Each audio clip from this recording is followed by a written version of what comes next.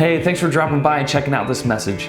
These lessons come from our Sunday gatherings at Victory Christian Church in Franklin, Indiana. Our 5th through 8th graders meet at 9 or 10:30 a.m. and our high schoolers meet from 6 to 8 p.m. If you find that this content brings value to your life, then please consider subscribing and hitting that bell so that you can be notified when we upload our next message. Our hope is that this video brings more clarity into your life as to who God is and what He wants for you in light of who Jesus is and what He's done for you. Enjoy and have a great day.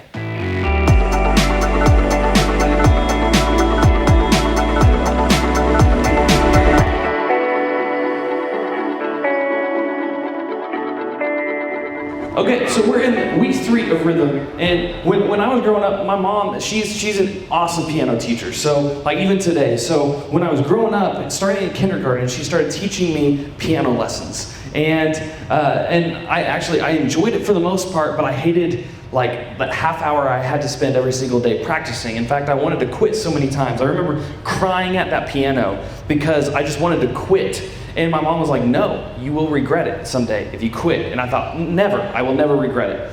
I quit in 5th grade because I joined band, and I was only allowed to quit if I took up another instrument. And today, I can tell you, I wish I hadn't quit piano as well, because I wish I knew it better than I do now. But what it did do was it laid that foundation of music and theory for me to understand all the other instruments I tried to pick up. And so since then, I picked up the alto saxophone, the oboe, piano, guitar. I said piano twice, but you get what I'm saying. Those things it would not have come as naturally to me if I had not taken piano. And when you take piano, you learn sheet music. And there's all these symbols that you have to learn. And what you learn is, and I've got a picture for you, is you got all these notes, but whenever you're not supposed to play, there's actually an instructed note that is there called a rest note. And you see a whole rest, which is 4 beats, a half rest, which is 2 beats, a quarter rest, which is 1 beat, an 1/8 rest, which is half a beat, and a 16th rest, which is a 1/4 of a beat, a quarter of a beat. So you have all these symbols that tell you when you're supposed to rest. So in other words, whenever you're not playing, it tells you. The music literally tells you to take a break, because the music needs room to breathe. It needs to give some time to make it dynamic. When things are just going nonstop, it gets overwhelming and you need a break. And so in music that's written for you, it writes in the breaks so that you know when it's not supposed to be there, when you're not supposed to play. And in general, we're not really encouraged to take breaks, are we? Think about life. When you're in school, they encourage you to take breaks for Christmas and summer and fall and spring, and we love that, right? How many of you love a good break from school? We absolutely love it. And we like, because it's actually somebody telling us they've written a rest note in our lives, you need to stop here. We're not going to do school here. And wouldn't you love it if your parents also gave you a break? Hey, don't worry about chores this week. You can just not do them, right? We would love that. And if your coaches over summer, when you wish you had a break from everything else, said you don't have to come out. I feel bad for you marching band people who have to be out there in the heat 8 hours a day. But rest notes are good. And we're not really encouraged to take rests very often.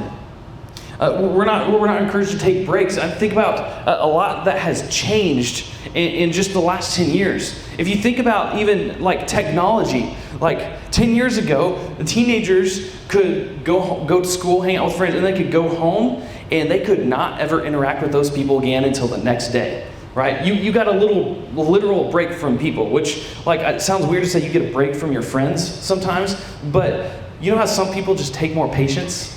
And it's nice when you can unplug and you can go home and take a break from those people. Or when you have a conflict with that girl in English class, you can go home and it's done.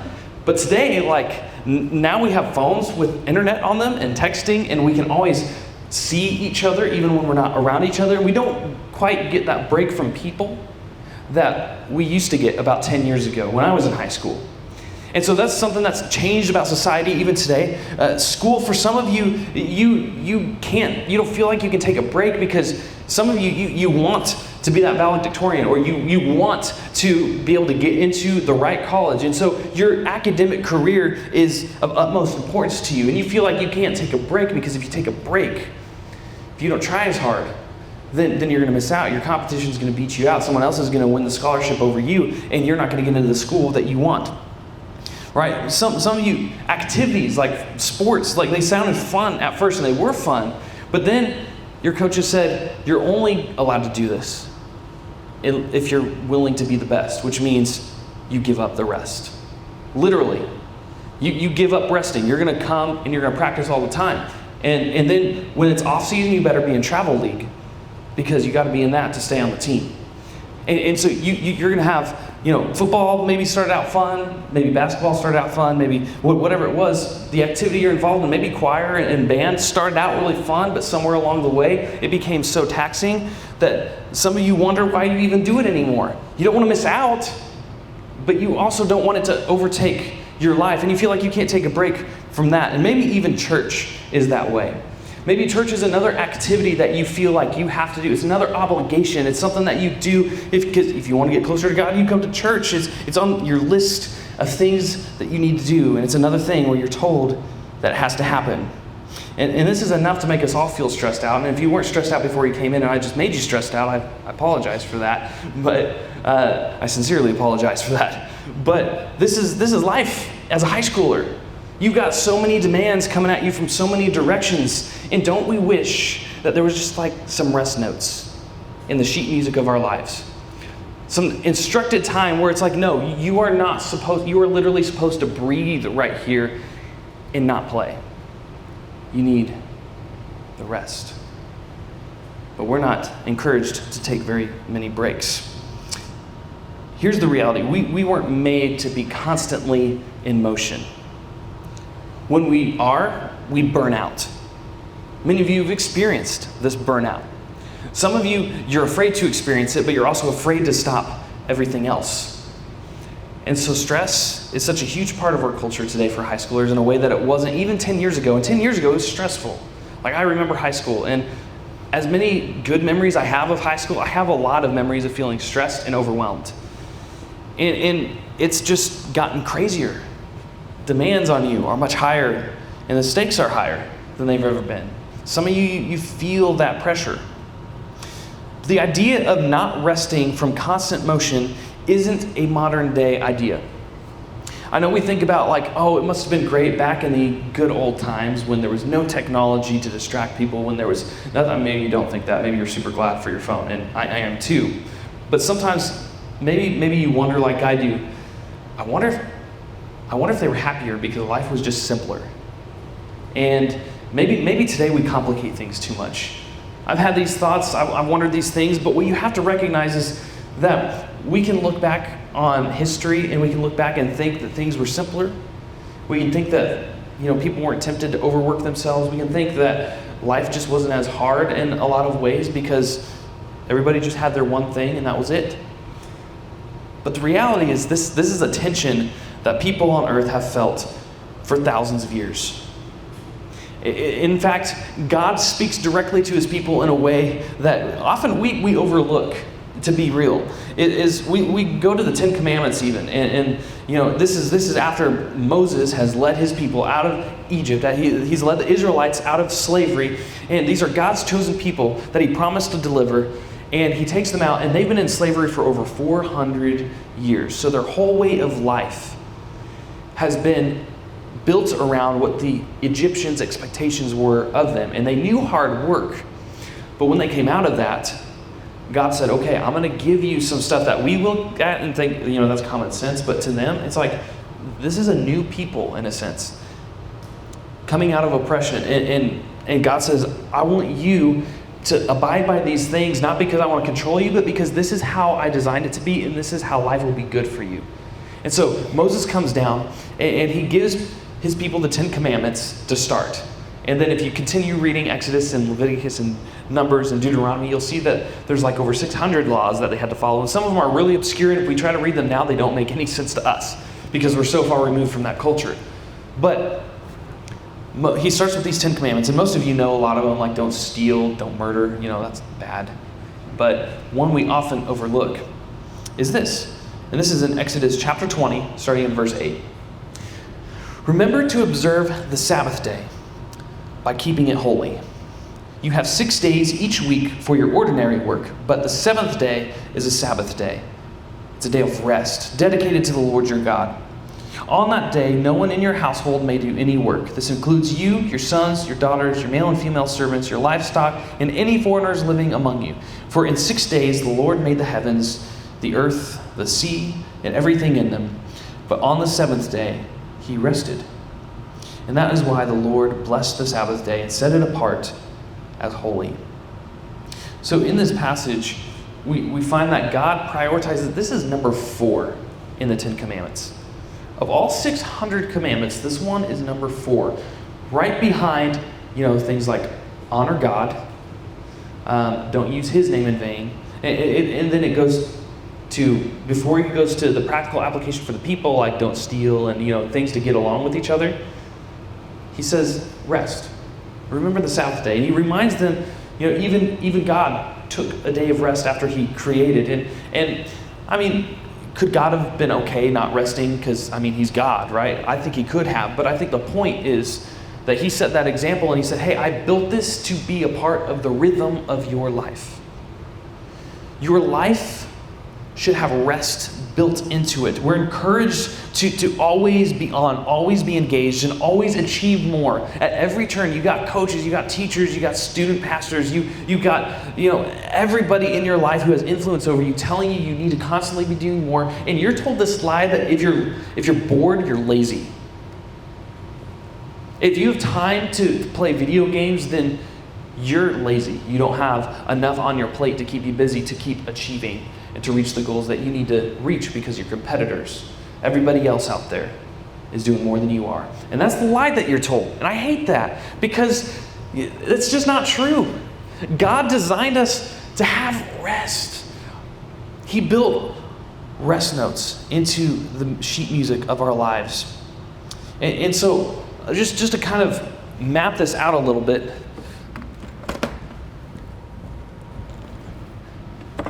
and not to stress you out even more, but I just kind of want to hear from you guys specifically, because I can think of probably the same 5 to 10 examples all day long, but I want to hear from you guys. So to help us kind of feel the weight of this a little bit, I want you guys to tell me the things that you have to do. So if you're to look at your life right now,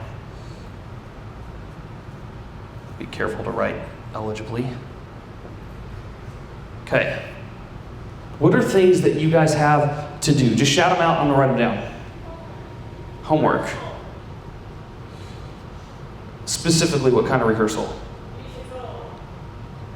Okay. So you got like musical, drama, what else? Any other kind of rehearsals?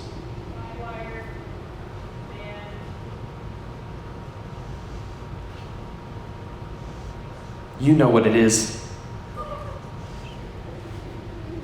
Okay, what else? What other obligations? What are things that you guys have to do? Work. So you have jobs, so you have to work. Volunteering. A lot of you have things to do when it comes to volunteering. What else? Sports. So you got practice and games. How many days a week do you spend on your sport? Some of you are spending 6 to 7 days a week working on your sport. That's a lot of days working on your sport. Chores.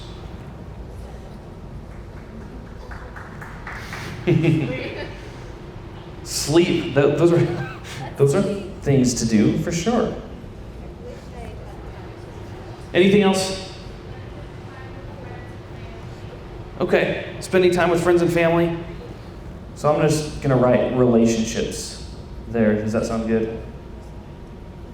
Because those take work, right? School. We'll factor that in with homework here.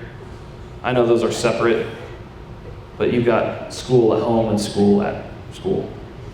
Unless you're homeschooled, in which case, I don't know exactly how that looks, but I know it all still happens.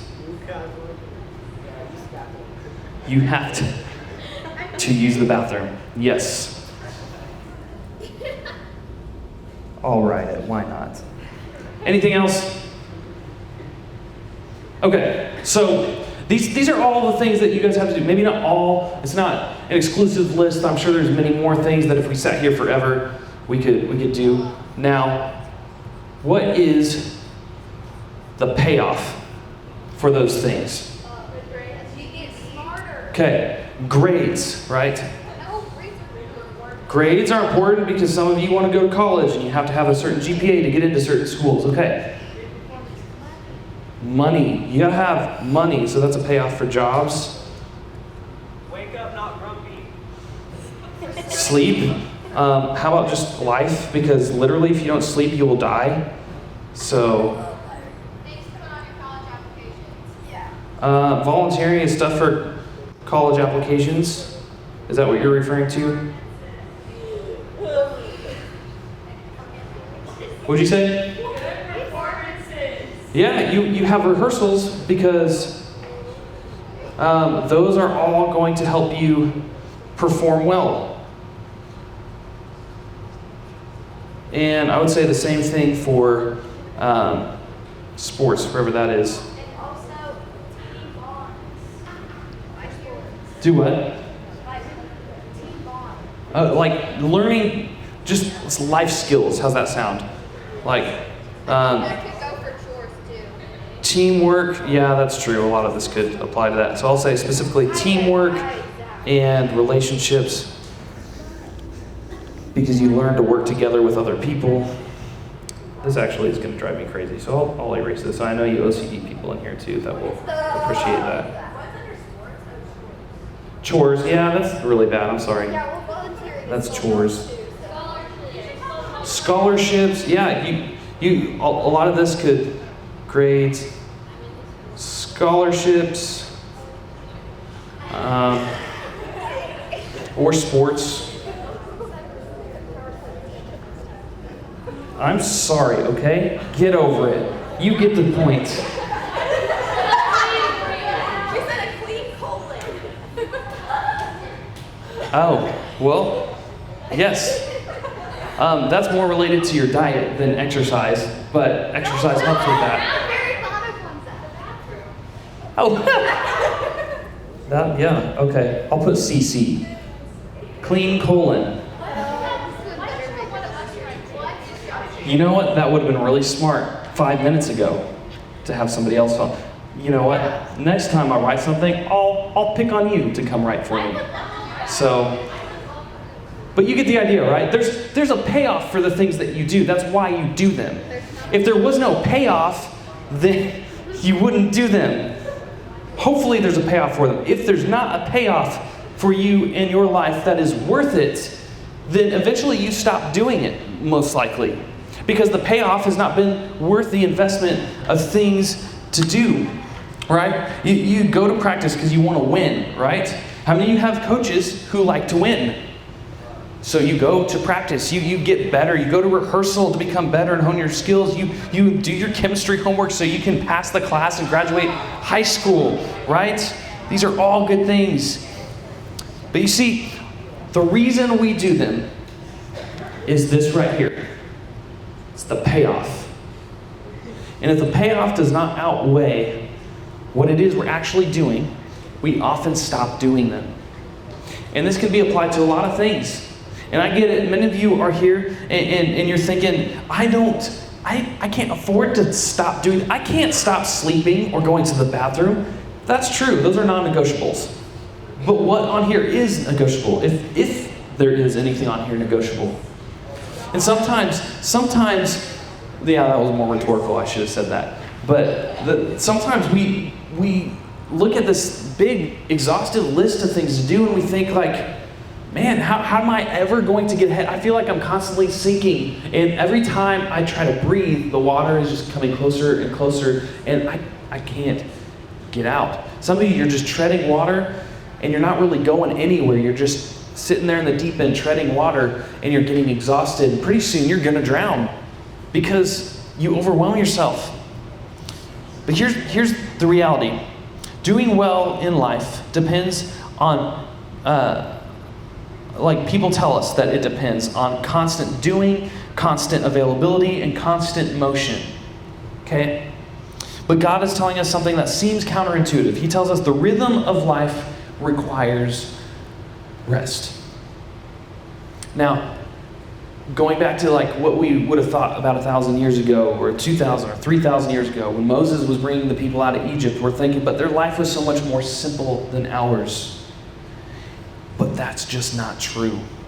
See, we have things like refrigerators today. We have places we can store food that other people have gathered. And we can afford to not work. Sometimes for months at a time, depending on how full our freezers are.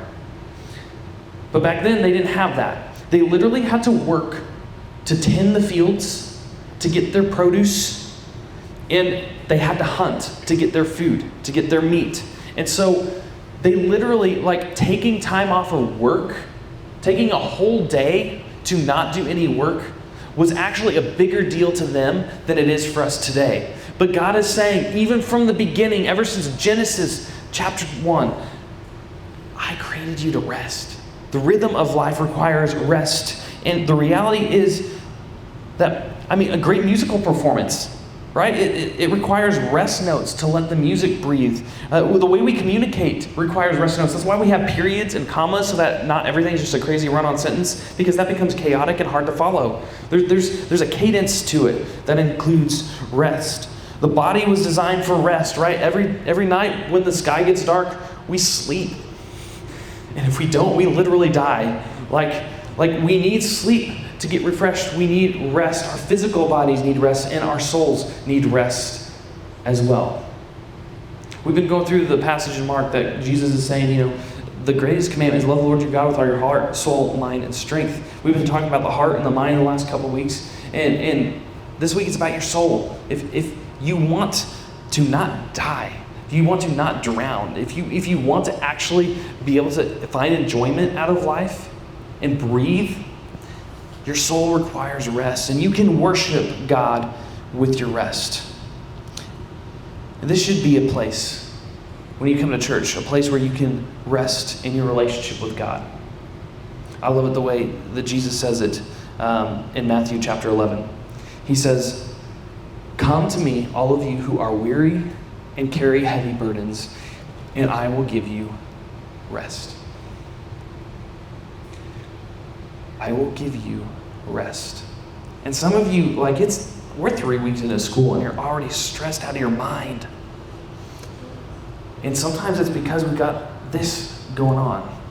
We've got all the stuff, but I want you to know that when you choose to love God with all of your soul, you allow yourself to rest. So we kind of have been over everything that is on our to-do list, everything that stresses us out, everything that it seems like is required of us.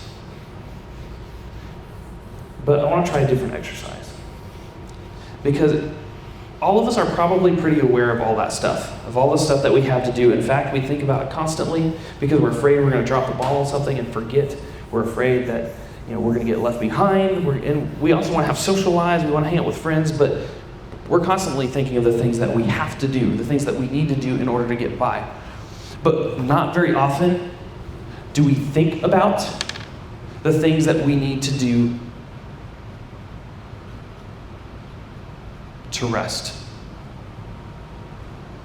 And I'm telling you, building this into your life takes work, but then it starts to become a rhythm of who you are, and it comes more naturally, and you will be better off mentally, physically, emotionally, and spiritually if you do this, if you diagnose the things that you need to do to rest. So what are some things that you can do that allow you to rest? For me, it's like a couple of things is listening to music with no other distractions. I love just putting headphones on or just driving. Sometimes I will literally drive the long way home so I can sit in my car and just listen to music a little longer and have some introvert time to myself. Okay, so for me, it's literally listening to music sometimes will give me rest. What are some things that you do that make you feel rested afterwards? Read. Okay. Yes, I'm not. Paint. Say that again. Paint. I'm gonna write art. Play video games. Video games, I'm going to fight you a little bit on that because what you're doing there is you're actually putting your brain into distraction mode.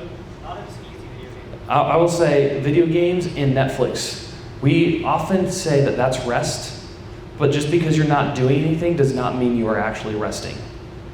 Because when you come out of that, then you're flooded with all the things that you have to do and you didn't actually clear your mind because your mind wasn't allowed to be bored for a minute. So I'm going to exclude things like video games and watching TV. Although when I was your age, I felt like those things gave me rest. And looking back, I see actually they didn't. So what else? What are things that refresh you? Naps is a very good one. I took one of those yesterday. I took 2 of those yesterday. A walk, yes. I love getting out into like a walking trail or hiking trail and just like being in nature. I love that stuff. That makes me feel refreshed. Pets, I'll be nice and not exclude cats. Cleaning, Organizing. oh, I like that. I'll put organizing because that's a period. That's true. That's legit. Chelsea's that way. I'm that way when it comes to some things. Cleaning. I'll include that with that. Cleaning. So you get the idea. What was that? You get the idea. What if you actually built that into your schedule and made time for those? I know, like, it's not realistic for us to maybe take a whole day of rest, like a Sabbath, like they did in the Old Testament. But the point of that whole passage is that you need rest. And so for the early God followers, for the Israelites, like God had to spell things out for them way more than he has to with us because we have Jesus and we live after the cross, but they weren't. They had just come out of slavery. So God had to spell things out for them. He said, you need a whole day to rest. Often you and I don't get that. If you can get that, that's great. That's probably best. But I know many of you can't get that way. So how can you set apart an hour here and there? Maybe something each day. How do you build that into your schedule? Or how do you build it in so that a few times a week you actually do things that refresh you and allow you to rest? I'm the youth pastor, so I'm going to put in some spiritual things like you can read the Bible. You can spend time getting to know who God is. And you can read the things like, come to me and I will give you rest. You can read the things, and God speaks to us through that. You can listen to podcasts that, like, I can suggest a lot of people for you to listen to. And that'll be really good for you to listen to just other people giving you the word. Because maybe you don't like to actually sit and read and you get distracted too easily. But maybe, like, I'll just write down the top ones that I could think of building rest into your rhythm and making it intentional. One is to, like I said, find the time to take time off. And maybe that means turning off your phone. Maybe that means literally, like, if you can't turn it off, then put it on Do Not Disturb so you don't get all these notifications every 5 minutes, right? And especially when you're in, like, those group texts that, like, text nonstop, and you're trying to get homework done or you're trying to just rest and you can't because you have to constantly answer your phone, like, just turn it off. Just allow your mind to take a break. Maybe it's going somewhere where you can unplug. Maybe you like just going on a drive. Maybe you like going on walks like we talked about. But find something. Maybe it's just chilling out in your room with your headphones on. Find something that you can just unplug from everything. That you can just have rest. And find a place where you can do that so your mind associates that place with rest. 3, find a small way to be intentional in some time with God. Because ultimately, I kind of hinted at this with the Netflix and video games, but ultimately, we have to come and lay it at God's feet. We have to find rest in Him somehow in order for Him to nurture our souls. And He wants us to come to Him. And so we have to find a way to build that into our rhythm of rest, that we allow God to be the one to fill us up. So be intentional in finding some time with God. And I'm a baby step kind of person, so if you try to look at that and try to come up with something, and that sounds great when you're listening to it. Oh, by the way, the payoff for many of these things, if you look through all this, the payoff is stress goes way down, mental health goes way up, and you actually feel rested in God. That's the payoff to those things. And oftentimes when we look at rest, we don't do it because we don't see the payoff. We think, oh, if I'm resting, I'm not actually doing anything. There's no payoff. But actually, there's a payoff that far outweighs all the others. If you don't have this payoff, none of the other stuff will matter. And you will burn out. And you will die. Eventually. Whether that's emotionally, or you just numb yourself to feeling anything positive because you're trying to numb out the negative. Like, the payoff for resting far outweighs the payoff of anything else. And I think that's why it was so high on God's list of commandments for his people. So, think through that. And like I said, I'm a baby steps kind of person. So I love like listening to sermons and like seeing good stuff like this. But until I actually put it into practice and have the opportunity to do so, it won't become a part of who I am.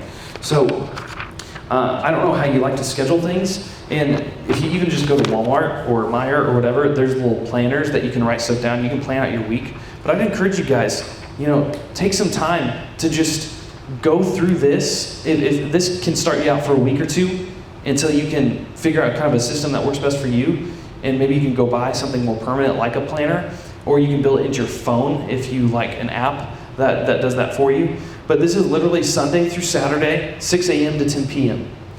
Like, block out your time. What are the things you have to do? What are the things you want to do? And what are the things you need to do in order to feel well rested? And if you don't like that format, if that confuses you, like me, and you want it more simple, then maybe you can use the backside. And you can see just, Sunday through Saturday is a place for notes. But find some time, find a way that you can rest. So if I can get a couple leaders to kind of pass these down the aisles, or maybe a couple of you can just take one and pass it to your left, and then take one and pass it to your right, and make sure everybody gets one. And that's just an opportunity for you, a practical way to kind of just plan out your rest, because I'm telling you from personal experience, if you don't plan it out, it won't happen. If you're not intentional about your rest, you won't. And many of you have been there, and maybe some of you are there now, and you feel stressed out of your mind. So hopefully that will help you and give you some baby steps of how to build rest into the rhythm of your life. I'm going to go in and pray, and we're going to stand and we're going to worship to one more song. And I encourage you guys just to take this time while you still don't have your phones and just make this song your prayer. Make it that, God, you are the most important thing in my life, and allow this song to refresh you, and then we'll dismiss into our small groups.